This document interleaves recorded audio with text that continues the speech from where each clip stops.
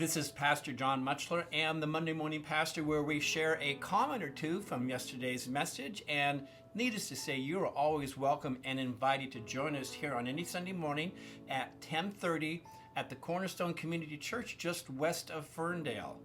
Now, even though I'm an elected public official, we are a non-partisan church. We don't take sides. We have both left and right-handed people who worship and serve here. All of my races and campaigns have been non-partisan.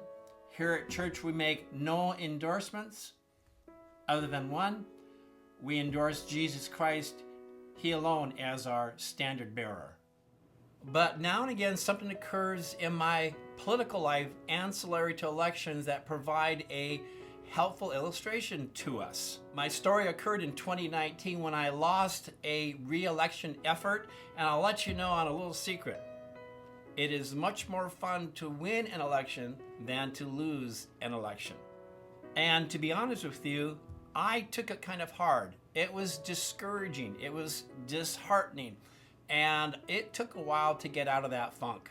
But here's what happened. The day after the election results came in and I had lost, I got a phone call from one of my friends and predecessors in the same office, former Mayor Gary Jensen. Gary calls me and said, "John, time to get up. I'm going to help you take down all your signs."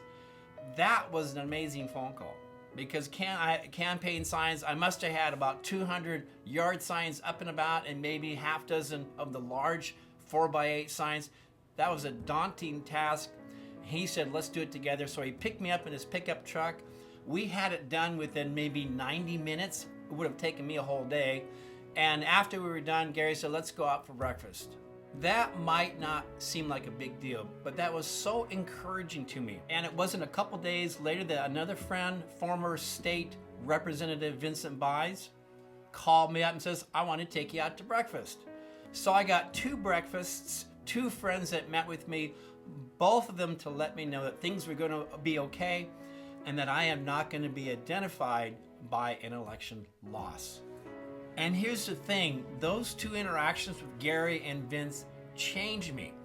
I still call people who win elections to congratulate them, but more so and more often, I call friends of mine who have lost an election to encourage them, to let them know that their self-worth is not caught up in an election result, and they are amazing people, and that the very fact that they ran for office says something about them. They've done something that few people try to do.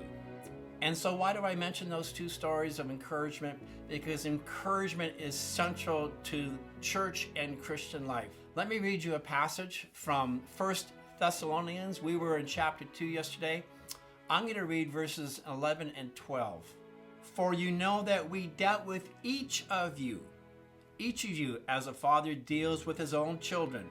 And follow these words: encouraging, comforting, and urging you to live lives worthy of God who calls you into his kingdom and glory. We're not going to spend time here. We did it yesterday, unpacking the nuances of each of these words, but just listen to them. We encouraged you, we comforted you, and we urge you to live lives worthy of God. What a great mandate for all of us who are what we called yesterday influencers. Our commitment to influence others, influencing our children, our families, influencing those in our church community, influencing those that we work with who serve under or over us. We are to be encouragers, comforters, and those that urge others to be better, to move on, and to not be identified by their failures. And can we admit for a moment that it's so much easier to criticize, to berate, to nag, to judge, to condemn? And Paul says, no, you should encourage, you should comfort, and you should urge people along to be better.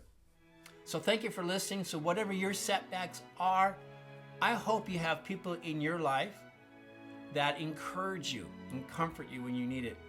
And likewise, when those things happen to you, that you would turn it around and find opportunity in your realm of relationships to encourage and comfort others.